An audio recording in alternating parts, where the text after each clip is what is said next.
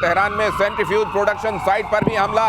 Site पर uranium को enrich करने, शुद्ध करने का काम होता था, यूरेनियम को प्रोसेस करने का काम होता था। तेहरान में भी ये काम चल रहा था। आप जानते हैं इस्फहान में, फोर्डो में ये काम चल रहा था, नतांज में ये काम चल रहा था, लेकिन तेहरान में भी ये काम किया जा रहा था और उन तमाम जगहों को निशाना बनाया जा रहा है। और अभी तक ये 60 फाइटर जेट्स के साथ, और जब ये कह रहा है अमेरिका और इजराइल ने ये बात पहले ही कही थी कि अब ईरान के आसमान पर हमारा नियंत्रण है, तो ये बात दिखाई भी दे रही है। 60 फाइटर जेट्स के साथ हमले किए गए।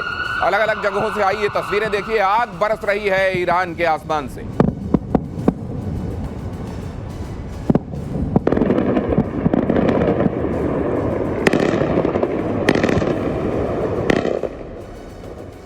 और अगली खबर, इजरायली एयरफोर्स के अटैक से ईरान का के इस्फहान में जबरदस्त धमाका। आईडीएफ के सटीक हमलों से पूरा शहर दहला। ईरान के काशान शहर पर भी इजरायली फोर्स का एयर स्ट्राइक। हमले में पुलिस हेडक्वार्टर ध्वस्त। तो ये देखिए आप, वो तमाम जगहें जिन पर ईरान का असल में एस्टेब्लिशमेंट हुआ करता है, वो एक एक करके आपको खंडहर होती हुई दिखाई दे रही हैं। हालांकि ईरान का दावा तो ये भी है कि हमारे नागरिक ठिकानों को निशाना बनाया जा रहा है। इजराइल ये कह रहा है कि असल में काम तो आप ये कर रहे हैं और हमारे ऊपर तोहमत लगा रहे हैं। लेकिन यहाँ देखिए, ईरान में कहीं आग दिखाई दे रही है, कहीं धुआं, कहीं खंडहर, श्मशान सा होता जा रहा है पूरा का पूरा ईरान। इन खबरों का मायना, इन खबरों के मतलब समझने हैं अगर आपको, तो आइए चलते हैं मेजर गौरव आर्य के पास। और एयर मार्शल पीके श्रीवास्तव हमारे साथ इस चर्चा में जुड़ रहे हैं। ये तो तबाही और ज्यादा तबाही, यही चल रहा है ईरान में। बिल्कुल आप ठीक कह रहे हैं दिनेश। जिस लेवल पे अब इजराइल और ईरान की लड़ाई पहुंच गई, और जो बातें डोनाल्ड ट्रंप ने बोली हैं, डोनाल्ड ट्रंप ने यह बोला है कि अब डील नहीं होगी, डील का वक्त चला गया, now we want total surrender. एक जमाना था कि जब दुनिया कहती थी ईरान से कि साहब बातचीत कर लेते हैं, मोल भाव कर लेते हैं, आप थोड़ा सा पीछे हटो, हम थोड़ा सा पीछे हटते हैं, चलो बीच का पाथ निकालते हैं। ईरान ने मना कर दिया। आज की तारीख में नेतन्याहू ने मन बना दिया है कि इसको गाजा बना देगा तेहरान को, और वो कर भी रहा है। जो आप कह रहे हैं कि 60 हवाई जहाज किसी देश की राजधानी के ऊपर कैसे उड़ सकते हैं, हाउ इज इट पॉसिबल? इसका मतलब आपका एयर डिफेंस का सिस्टम उसने पूरा का पूरा ध्वस्त कर दिया है, ये चकनाचूर कर दिया है। अब इन लोगों के पास और कोई चारा नहीं है, ऊपर से मौत बरसेगी, ये बात तय है। और जो सर बता रहे थे ना, वो पेनिट्रेटर, वो जीबीयू सर जो आपने बताया था 57 जीबीयू 57 के बारे में सर ने बताया था, उसमें यह सलाहियत है कि 200 फुट नीचे जमीन पे जाके फटता है। पहले वो ड्रिलिंग मशीन की तरह ड्रिल करता है, फिर वो जाएगा, फिर नीचे चाहे न्यूक्लियर हो चाहे खमेनेई हो, दोनों को ढूंढता है वो। दिनेश, एक और बात है, अगर आपको याद रखना है, गजब बॉम्ब है, अंदर जाकर फटता है जीबीयू। और ये सत्ताधीशों को एक बात और है, ये कारनामा इजराइल पहली बार नहीं कर रहा है। इसने ऑप ओपरा के नाम से बगदाद में 1981 में ऐसे ही F-16 जाके मारा था, उनका जो न्यूक्लियर प्लांट था। उसके बाद 2006 या 7 में सर ये सीरिया में मारा था। सर इतिहास आपसे जानेंगे, आज तो ये वर्तमान में बता दीजिए कि इनका बाबर 373 और S-300 कहीं कुछ तो करते दिखाई देना चाहिए। कैसे करेगा? उन्होंने तो सारे मार दिए। आप सुन नहीं रहे हैं, 100 से ज्यादा लॉन्चर्स मार दिए। ये कह रहे हैं कि अक्टूबर में ही पिछले साल निपटा दिया था 2024 में। ये बात सही है कि अभी अभी इनको ढेर किया है ये ड्रोन से? कुछ तब ढेर किए थे, कुछ नीचे तो सेना है। नीचे अच्छा, जो उनकी जो मोसाद की यूनिट्स भी चल रही है साथ साथ। तो मतलब इनके आसमान में अभी ये चाहें तो ये परिंदे को भी नहीं मार सकते। मैंने आपको बताया उसका वर्चस्व ये है कि आप रिफ्यूलिंग कर रहे हैं। ये तो मतलब ये तो कंपनी बाग में टहलने जैसा हो गया कि आराम से गए और टहलते हुए आप चाय पी रहे हैं। ये वो वाली बात है। अगर एयर टू एयर, मतलब एयर में अगर रिफ्यूलिंग हो रही है, तो आप ये समझ लीजिए कि कितने निश्चिंत हैं वो फाइटर जेट से ऊपर रिफ्यूल कर रहे हैं। ईरान के पश्चिमी बॉर्डर से फौज पीछे हटी। अगली खबर देखिए, इजराइल के लगातार हमलों से डरी ईरानी फौज, पश्चिमी बॉर्डर छोड़कर मध्य ईरान की तरफ भागी फौज। लेकिन इस्फहान तक भी अगर हमले हो रहे हैं, तो फिर ये कहां तक भागेंगे? मुझको लगता है अगर वहां तक इजराइल की पहुंच है, तो वो इतना भाग के भी कहां जाओगे? देखिए, जहां भागने का उनका मन था, जिस देश ने इनको वादा करा था कि 80 भी मुसलमान थे, तो मुसलमान उसने अपना बॉर्डर बंद कर दिया भाई। हाँ, बॉर्डर बंद कर दिया उसने बॉर्डर बंद कर दिया। और वो कह रहा है कि जबानी तुम्हें कुछ भी चाहिए, अगर तुम्हें ट्विटर पे, इंस्टाग्राम पे, फेसबुक पे कोई भी मदद चाहिए तो तुम बताओ। इंस्टाग्राम पे जो मदद चाहिए हम तुम्हारे साथ हैं, लेकिन जमीनी मदद हम तुम्हारी नहीं कर पाएंगे। इन लोगों ने अपना बॉर्डर कर दिया है बंद, सील पैक हो गया है ईरान और पाकिस्तान का बॉर्डर। अब बेचारे भाग के जाएंगे, कहां जाएंगे? ये मिडिल ईस्ट का नक्शा थोड़ा समझने की कोशिश करते हैं, खासतौर से ईरान। अब ये ईरान यहां दिखाई दे रहा है, ये इराक यहां दिखाई दे रहा है, और यहां पर ये इजराइल दिखाई दे रहा है, ये सीरिया के बाद। बिल्कुल। ये ऊपर टर्की है इस तरफ, ये ईरान में यहां पे जो हमले हो रहे हैं, मतलब ये क्या अब इस तरफ भाग रहे हैं, और यहां पाकिस्तान से ये तवक्को है कि गेट खोल दो। ये देखिए, ये जो इलाका है, इस इलाके को कहते हैं सिस्तान बलोचिस्तान। अच्छा, ये सिस्तान बलोचिस्तान है, ये पाकिस्तान वाला बलोचिस्तान है, ठीक है, तो पाकिस्तान में है, और इधर भी अफगानिस्तान में। ये पूरा यहां पे जहां पे ये है पूरा, ये पूरा इलाका भाइयों ने ब्लॉक कर दिया कि तुम इधर मत आना, तुम इधर आना मत, इधर कोई जाएगा नहीं क्योंकि अफगानिस्तान है। ठीक है, यहां पे सुन्नी मेजोरिटी है, शियाओं के साथ क्या करेंगे आप भली भांति परिचित हैं। यहां पे इराक है, इराक का वैसी बेड़ा गर्क हो रखा है, राइट, बहुत मुश्किल है। एक उनको उम्मीद थी पाकिस्तान से, पाकिस्तान ने इन्होंने पीठ पे खंजर उतारा। लेकिन वो पाकिस्तान वाले कह रहे हैं कि भाई साहब अगर यहां हमने कर दिया, हमको अपना पूरा फौज का ज्यादातर हिस्सा यहां डिप्लॉय करना पड़ेगा। इधर वाले में क्या होगा, फिर तहरीक तालिबान पाकिस्तान उसके लिए फ्री फॉर ऑल हो जाएगा। और वहां मोदी जी कह रहे हैं कि ऑपरेशन सिंदूर खत्म नहीं हुआ। हाँ, ये भी सैंडविच कहते हैं इसको। और नहीं, दूसरी बात और, बेंजामिन नेतन्याहू ने कई साल पहले कहा था कि ईरान के पास और पाकिस्तान के पास न्यूक्लियर नहीं होना चाहिए। तो अब इस बात से पाकिस्तान में हड़बड़ी मची हुई है कि ईरान का तो जो हो रहा है वो हो रहा है, हमारा अगला नंबर है क्या? अब ये देखिए, जज्बे वाली कौम है।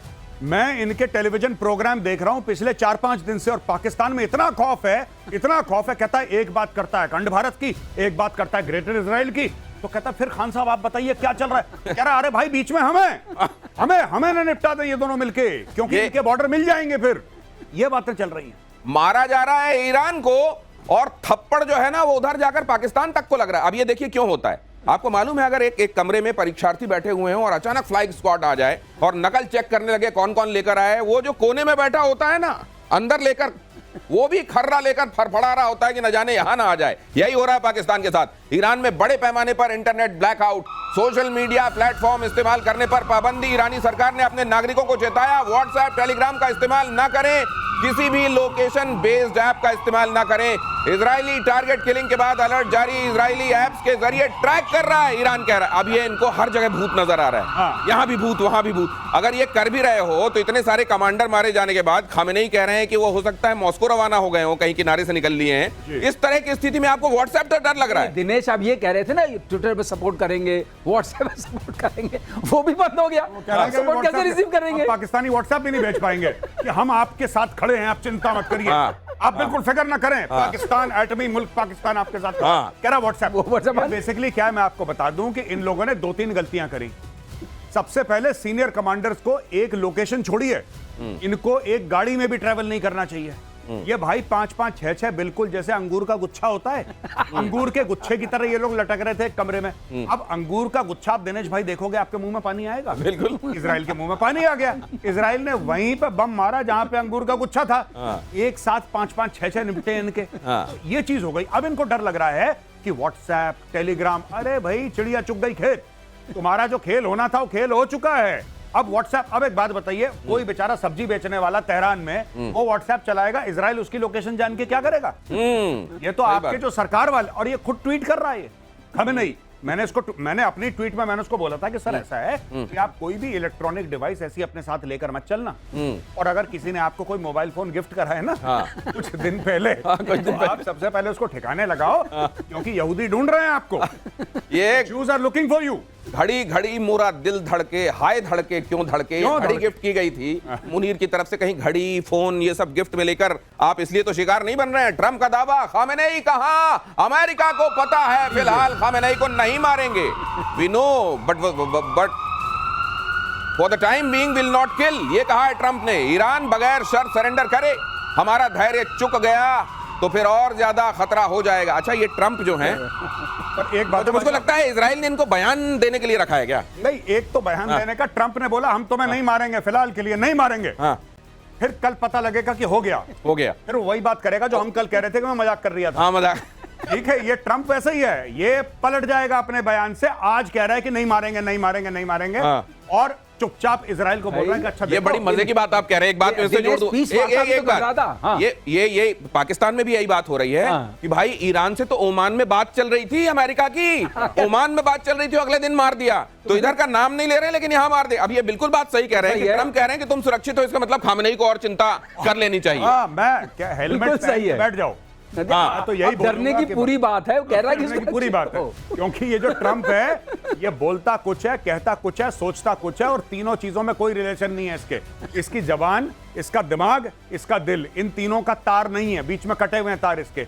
ये दिल में कुछ महसूस करता है, दिमाग से कुछ सोचता है, बोलता कुछ है, सुनता कुछ है। इसने बोल दिया, ये कह रहा है कि भाई साहब आप चिंता मत करो। इसके पसीने निकल गए होंगे खमेनेई के अभी, ये भाई के पसीने निकल गए होंगे कि अब तो ट्रंप ने बोल दिया चिंता मत करो, अब चिंता का विषय है भाई, अब चिंता का विषय है। अगली खबर देखिए, ईरान के सुप्रीम लीडर खमेनेई की अमेरिका को धमकी।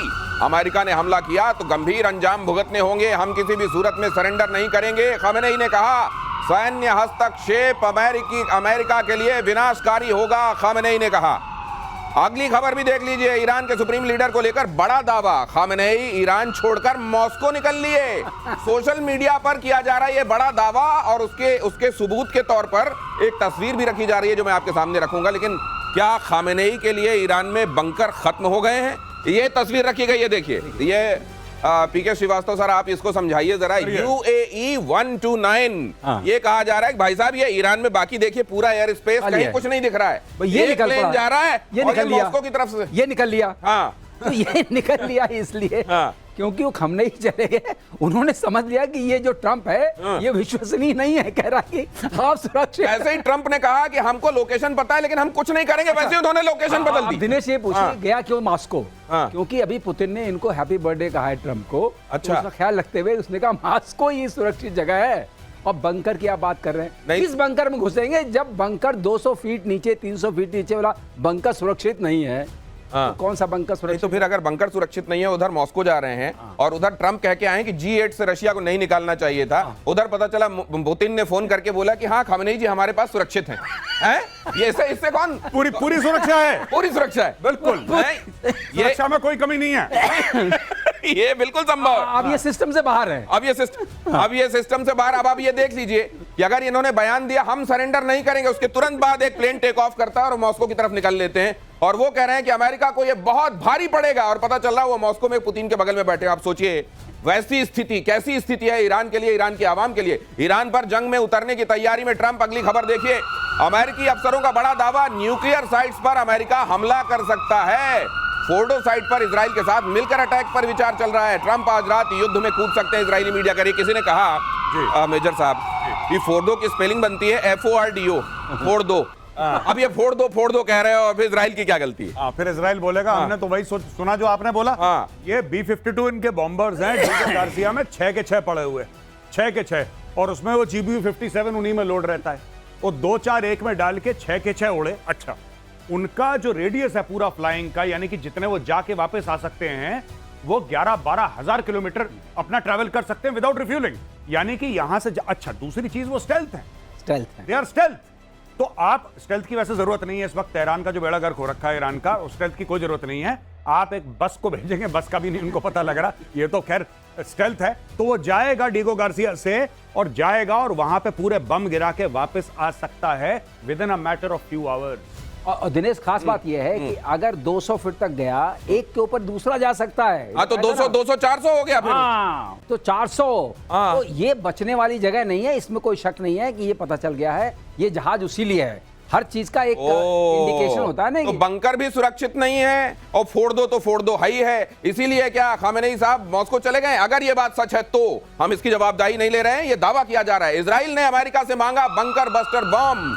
ये लीजिए, कुछ दिनों में ये मांग और लेता है कि उनको पता चल जाए ये बंकर बस्टर बॉम्ब मांगा जो ऑलरेडी पहुंच चुका है। हाँ, जो पहले ही इनके पास हो सकता है कि अच्छा भाई फिर से दे दो, क्योंकि ये मांगना, ये खबर बनना, ये लोगों तक पहुंचना, इसका भी महत्व है। ईरान के परमाणु सेंटर को नेस्त नाबूद करने का प्लान, GBU-57A/B, यही बता रहे थे। अभी देखिए, सबसे बड़ा नॉन एटॉमिक बॉम्ब पहले गड्ढा खोदता है और अंदर जाके फूटता है और 90-90, 100-100 फीट गड्ढा खोद देता है एक बार में। क्या सरलीकरण है।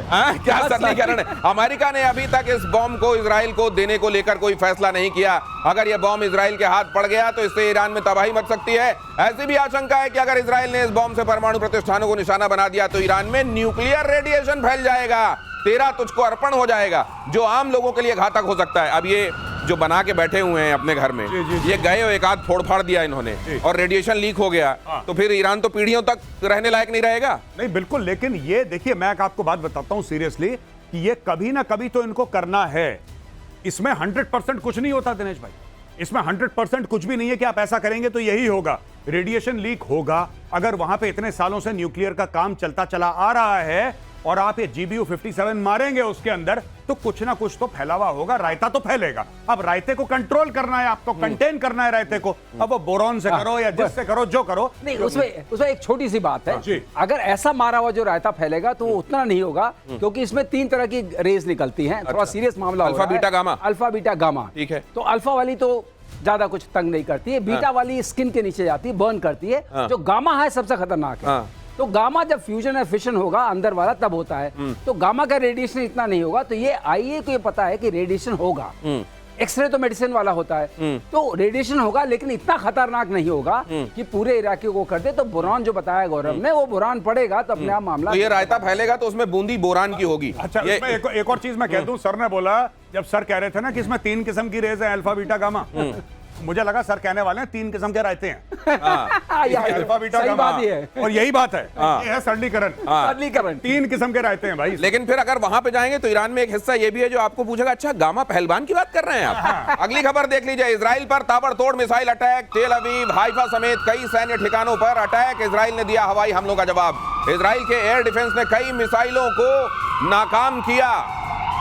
सवाल यह भी है कि अमेरिका ने जब ये कहा कि हमने पूरा हवाई नियंत्रण स्थापित कर लिया है, तो ट्रंप को तो आदत है साथ में अपने उसकी जोड़ दे। हाँ, तो उन्होंने जोड़ दिया कि हमारा एयर डिफेंस क्या गजब का काम कर रहा है वहां पर, उनके आयरन डोम के साथ मिलकर, उनके एरो के साथ मिलकर, देखिए हमने क्या गजब का काम किया है। साथ में उन्होंने अपना हथियार बेच दिया भाई साहब उसी ट्वीट में। वो ट्रंप हर समय बेचेगा। और ये जो आप देख रहे हैं टेलीविजन स्क्रीन पे जो तबाही है, आई थिंक ये इजराइल की इमेजेस हैं, या तो टेल अवीव हो या जेरूसलम हो, कोई और जगह हो इजराइल की। ये इजराइल ने फैसला करा है कि हमें एक बार नुकसान होगा, और ये वो समय है जब वो हमें नुकसान होगा और भारी नुकसान होगा, और एक बार अपने इतिहास में पूरा कि ये हमें नुकसान दर्ज करवाना है। क्योंकि इसके बाद देखिए, आपने हमास खत्म कर दिया, आपने हिजबुल्लाह खत्म कर दिया, मैं इजराइल की बात कर रहा हूं। आप जिस दिन ईरान के इस शैतानी रजीम को, खमेनेई की शैतानी रजीम को आप खत्म कर देंगे, उसके बाद आपके लिए कोई भी खतरा नहीं है। Then you can live in peace, क्योंकि इजिप्ट के साथ इनका पीस है, जॉर्डन के साथ इनका पीस है, इनका सबके साथ पीस है। प्रॉब्लम सिर्फ इनके लिए ईरान है। अब ये पड़े, अच्छा ये फायर करेंगे, वहां पे बिल्डिंगें टूटेंगी, लोग मरेंगे, और ये सब इजराइल ने एक्सेप्ट कर लिया। ये एक्सेप्टेड इट। ये इतना एट्रिशन होगा, ये नुकसान हमको होगा, ये कॉस्ट बेनिफिट एनालिसिस पहले कर लिया गया है। उसके बाद ये देखिए, दोनों तरफ आप देखिए, इजराइल ईरान वॉर में जो चल रहा है, दोनों तरफ तस्वीरें मैं आपको दिखा रहा हूं। इजराइल में निश्चित रूप से नुकसान वहां भी, और सुनिए और देखिए ना तस्वीरों को।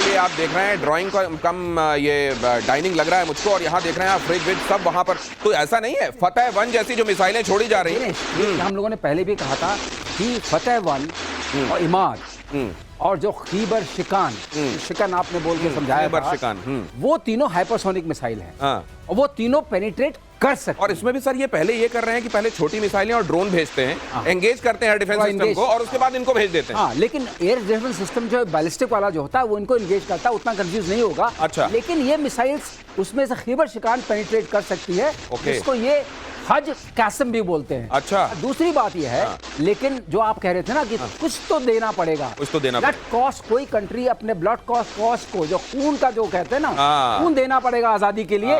वो हमारे, उन्होंने भी नारा लगाया था, तुम मुझे खून दो, मैं तुम्हें आजादी दूंगा। बिल्कुल, बिल्कुल। वही वाली बात है ये वही वाली बात है। और वो कहते हैं, हमारे मध्य प्रदेश में कहते हैं, और आप जानते होंगे इसको, कि घड़ी भर की वेदना सब दिन का आराम। तो कुछ दिनों तक ये सहा जा रहा है, लेकिन इजराइल जानता है कि आगे अगर वो ये कर ले गया तो फिर क्या इंतजार कर रहा है। ईरान ने हाइपरसोनिक फतेह मिसाइलों से किया हमला, ज्यादातर फतेह को भेदने में नाकाम आयरन डोम। तो ईरान ने इजराइल पर फतेह हाइपरसोनिक मिसाइलों से हमला कर इजरायली एयर डिफेंस को भेजने का दावा किया है। इस्लामिक रेवोल्यूशनरी गार्ड्स कॉर्प्स ने इस ऑपरेशन को टर्निंग पॉइंट बताया है। ये तो खैर चल रहा है, लेकिन मैं एक बात और जानना चाह रहा था मेजर गौरव आर्य। ईरान के डिप्लोमेट्स कह रहे हैं कि हमको तवक्को थी कि भारत ईरान पर हो रहे हमलों की निंदा करे। नहीं, अगर चलिए मैं कह रहा हूं कि हमने निंदा कर दी, हम स्टूडियो में बैठ के आज हम तीनों मिलकर निंदा कर, ठीक है, हमने निंदा कर दी, बहुत बुरा हुआ, तुम्हारे साथ नहीं होना चाहिए था। इजराइल बहुत अच्छे से होगा क्या इससे? जो GBU-57 है वो क्या हमने निंदा करी? ये इज निंदा ऑल्सो एयर डिफेंस है कि हमने यहां से निंदा करी, निंदा वाली हमारी मिसाइल गई, निंदा हमने कड़ी निंदा कर दी, ऐसी निंदा वाली हमारी मिसाइल गई और उसने GBU-57 को हवा में उड़ा दिया। क्या बच्चों वाली बात कर रहे हैं? इसमें निंदा विंदा से कुछ नहीं होने वाला भैया। ये जो तुम्हारे साथ हो रहा है ये तुम्हारे पाप हैं। तुमने हमास पैदा करा, तुमने हिजबुल्लाह को दूध पिलाया सांप को, और तुमने बोला कि जाओ इजरायलियों को काटो। और इनको एक बात पता है कि ईरान इज दी रेजिम। मैं लोगों की बात नहीं कर रहा, ईरान के अच्छे लोग हैं ईरान के, लेकिन जो रेजिम है that is the head of the snake. इसलिए हो रहा है। भारत निंदा कर लो, कल पार्लियामेंट में निंदा कर। बिल्कुल सही बात है, निंदा और वहां सॉलिडेरिटी। चीन जैसी सॉलिडेरिटी चाहिए क्या? हम तुम्हारे साथ हैं, ये जो हो रहा है बहुत बुरा हो रहा है, ये मुंह चला दिया, ये तुम्हारे साथ खड़े हुए लोग हैं। अगली खबर देखिए, ईरान में चीन के कार्गो विमान उतरने का दावा। लगता है धीरे से उसने बताने की कोशिश की है कि सिर्फ मुंह नहीं चला रहे हैं, कुछ कर भी रहे हैं भाई। देखिए जरा, फ्लाइट रेडार 24 के डेटा से किया गया दावा, 14 जून को एक कार्गो विमान चीन से ईरान पहुंचा था। सर ये जरा देखिए, ये CLX 9877 ये यहां दिखा रहा है, और ये बताया गया है कि ये चीन की तरफ से चुपचाप निकला था कहीं और जाने के लिए, और चुपके से तेहरान में उतर लिया। मतलब आपको शक है इस जहाज में कुछ न कुछ तो है। तो किस लिए गया होगा ये? अब चीन भेज रहा है। दवा आई जब हम मर गए। इस दवा का कोई काम नहीं है। जो दवा इसके अंदर होगी उससे कुछ नहीं होने वाला है। बहुत देर कर दी हुजूर आते आते, बहुत देर कर दी हुजूर आते आते। तो ये अच्छा, ये मेरे ख्याल से इन्होंने भेजा भी इसलिए होगा कि अब इस्तेमाल तो होगा नहीं, भेज दो वापस भी आ जाएगा, कहने को भी हो जाएगा भेजा था। It is an export version. Export version वाला, एक्सपोर्ट वर्जन है ये हमने। अगर इसका वर्जन है भाई, अगर गारंटी नहीं है, अगर धोखे से इस्तेमाल कर लिया और वो चला नहीं, तो ये ध्यान रखना एक्सपोर्ट वर्जन है, ये चाइना के ऊपर कोई ब्लेम गेम नहीं हो। वैसे दिनेश एक बात बता दूं, अगर इसके अंदर वो एक्सपोर्ट वर्जन उन्होंने भेजा है तो इनके पास वो सिस्टम नहीं जो चला सके। ऐसा नहीं कि आपने भेजा और मैंने चलाया, तो ये नहीं हो पाता है। तो आपके पास पेन आ रही है, उसके अंदर वो नहीं होगी, क्या कहते हैं आप, निब नहीं होगी या उसमें जाटर नहीं होगा। ईरान इजराइल जंग से जुड़ी बहुत बड़ी खबर देख लीजिए। अलर्ट मोड पर अमेरिकी B-52 बॉम्बर। लगातार हमारे एक्सपर्ट आपको पहले ही खबर दे रहे हैं, मैं थोड़ा एलेबोरेट जरूर कर रहा हूं। अमेरिका ने B-52 बॉम्बर डिएगो गार्सिया में तैनात किए। हिंद महासागर में B-52 बॉम्बर तैनात डिएगो गार्सिया बेस पर। ये बॉम्बर यहां पर जैसे ही अमेरिका के बॉम्बर आते हैं तो उसके मायने हर जगह अपने अपने हिसाब से निकाले जाने लगते हैं। तो कई तो नूर खान टाइप के भी हैं और कुछ डिएगो गार्सिया टाइप के भी हैं। बिल्कुल बिल्कुल। ये अब ये यहाँ पर क्या ये मसल फ्लेक्सिंग है कि बॉस बहुत तगड़े पीटे जाओगे, देखो ये बड़े बड़े डोले दिखा रहे हैं तुमको, ये वो है या ये वाकई इस्तेमाल होने वाले हैं? मुझे ऐसा लगता है कि अमेरिका वॉच कर रहा है इस वक्त। अमेरिका ने सारे अपने एसेट्स हिला दिए हैं, सारे एसेट्स जिसको कहते हैं ना लॉक्ड एंड कॉक्ड हैं, रेडी टू गो हैं। अगर अमेरिका को लगा कि लड़ाई उस डायरेक्शन में नहीं जा रही जहां पे हम जा रहे हैं, या हम चाहते हैं वो लड़ाई जाए, तो अच्छा दूसरी एक और चीज है, जिस तरीके से खमेनी ने इतने दशकों से बना के रखा है ईरान को, अगर ये खबर सच निकल जाती है कि जहाज लेके वो चंपत हो गया। आपने देखा था वो बशार अल असद जो भागा था सीरिया से, वो भी मॉस्को भागा था। मॉस्को में एक नई कॉलोनी बनाई जाए या भागे हुए डिक्टेटरों की एक ना अलग से एक लाइन, साहब ये यहाँ पे ईरान वाले रहते हैं, वो सीरिया वाले भाई साहब 3 घर छोड़ के वो आगे से जाके बाएं लेंगे तो उधर से आपको ये मिल जाएंगे, ये मिल जाएंगे। तो अगर ये बात सच है, अभी तो देखिए सोशल मीडिया की बात है, अगर ये बात सच निकलती है, ये रेजिम कोलैप्स हो जाएगी 72 आवर्स के अंदर। अगर ये बात सच है, अगर ये बात सच है तो रिजीम आप कोलैप्स होते हुए देखेंगे 72 घंटों के अंदर। इजराइल के स्ट्राइक में ईरान को बड़ा नुकसान हुआ है। ईरान की मिसाइल लॉन्चर साइट पर हमला किया गया है। इजराइल ने बैलिस्टिक मिसाइल साइट उड़ाई। हमले से पहले ही मिसाइल लॉन्च साइट ध्वस्त, तो कई जगहों पर ये रॉकेट जहां रखे हुए थे वहां रखे ही रखे इनको दफ्न कर दिया गया है। अब ये जो गिनती गिनी जा रही थी 20,000, 30,000 या इतने हजार, हमने अभी 250 ही मारे हैं, 300 ही मारे हैं, हमारे पास हजारों रखे हैं, ये कितने गिनने चाहिए? निपटारा हो रहा है दिनेश। जो मिसाइल सिटी है फोर्डो के नीचे, जिसको एक बार दिखाया भी था ईरानी मीडिया ने, उसी का इंतजाम हो रहा है। ये GBU-57 उसी का इंतजाम है, एक ही बार में स्वाहा। तो इसलिए फोर्डो जो आप बोल रहे हैं, फोर्डो पे अटैक होगा। ये और मतलब ये आप ये जीबीयू अपने से आप होता में- हुआ देख रहे हैं। अच्छा, जीबीयू सर किसी और के जरिए वही लेके उड़ेंगे, वही लेके उड़ सकता है। B-52 B-52 ओह, वो। अच्छा B-52 स्पिरिट स्टेल्थ बॉम्बर, अच्छा वही लेके उड़ सकता है। हाँ। और जब वो उड़ेगा किसी को पता नहीं चलेगा। हाँ जब मारेगा, मारने के बाद होते नहीं चोट लग गई जोर से, तब पता चलेगा। पता नहीं कौन रहेगा पता करने के लिए। फिर तो सर ये जीबीयू है ना, वो गॉड ब्लेस यू ही हो जाएगा। God bless. हाँ, God- गॉड एक छोटी सी बात 30 सेकंड में बोल दूं। देखिए ऐसा है कि आज की तारीख में सोच लिया है इजराइल ने कि ठोकना है, न्यूक्लियर ठोकना है इनका, इनके बैलिस्टिक मिसाइलों को उड़ाना है और रेजिम चेंज करना है, यानी कि खमेनेई को भी उड़ाना है। अब उसके लिए उसको नुकसान हो रहा है, उसके यहां बम गिर रहे हैं, मिसाइल गिर रही हैं, हाइपरसोनिक मिसाइल से अटैक हो रहा है, लेकिन इजराइल डटा हुआ है। यहां पे भारत में कितने राफेल गिर गए भाई साहब? कितने राफेल गिर गए? ये कोई आईपीएल की बैटिंग हो रही है कि कितने आउट हो गए? भाई आपको ये देखना है कि मैच कौन जीत रहा है। तो आप जब युद्ध में जाते हैं तो आपका नुकसान होता है, दुश्मन का ज्यादा हुआ, पहली बात। और जिस एम से आप लोग गए थे युद्ध में, क्या वो एम अचीव हुआ? दूसरी बात, सिंपल सी चीज है, ऑब्जेक्टिव आपके अचीव नहीं हो। गौरव ने बहुत सही बात कही है, बहुत सही कॉन्टेक्स्ट में भी कहा है कि ये समझना चाहिए आपने युद्ध जीता कि नहीं जीता। हम लोग बार बार कहते हैं विजय हुई है, ताली बजाओ, जय हिंद बोलो, और हमारे यहाँ क्या हो रहा है? विवाद हो रहा तो है। जब आप ये देख रहे हैं और इसकी तारीफ करते हैं कि इजराइल एक छोटा सा नक्शे पर देखने वाला मुल्क, चारों तरफ से दुश्मनों से घिरा हुआ मुल्क, क्या लोहा ले रहा है उन दुश्मनों से, तो जरा ये भी देखिए कि वहां के नागरिक कैसे डटे हुए हैं और अपने मुल्क के साथ कैसे खड़े हुए हैं। अगली खबर, ईरान का अमेरिका के खिलाफ बड़ा एक्शन प्लान। ईरान ने अमेरिकी ठिकानों को टारगेट करने के लिए मिसाइलें और फोर्स तैनात की। यूएई, जॉर्डन और सऊदी अरब के अमेरिकी बेस हाई अलर्ट पर। मिडिल ईस्ट में अमेरिका के 40,000 से ज्यादा सैनिक तैनात हैं।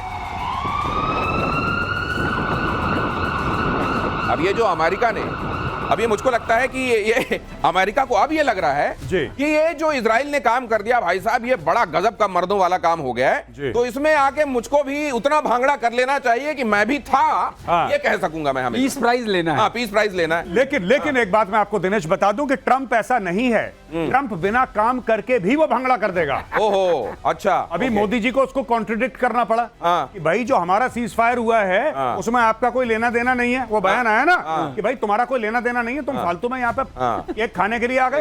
हाँ। उसको बोल दिया ना। और अब अमेरिका बुला रहे हो। अब अमेरिका, हाँ, अब वो कह रहा है कि आप कनाडा गए थे, हाँ। कि आप वापस लौटते वक्त थोड़ी देर के लिए अमेरिका आ सकते हैं क्या? भाई साहब टाइम नहीं है। हाँ, हाँ। ये देखिए ये हाल है इनके।